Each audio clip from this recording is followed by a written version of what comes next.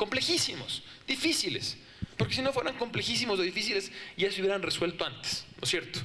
Tan es que son difíciles que hubo en el pasado funcionarios que ni siquiera quisieron darles la cara para hablar con ustedes.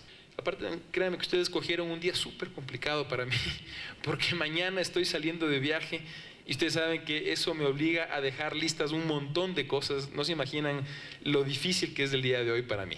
Pero yo lo que les quiero proponer es una cosa, es que tengamos algunas intervenciones, 2, 3 intervenciones de su parte, para yo escuchar. Más de aquí yo conozco los problemas. Yo mantuve ayer ya una reunión con los dirigentes, yo sé de lo que estamos hablando, ¿sí?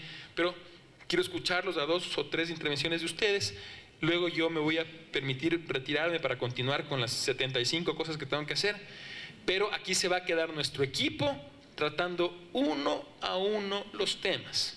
Uno a uno los temas. Ventajosamente en la reunión de ayer avanzamos bastante, avanzamos ya en la definición de una metodología, de una mecánica mediante la cual vamos a ir avanzando. Por lo tanto, eso sin duda nos ayuda muchísimo, compañeros.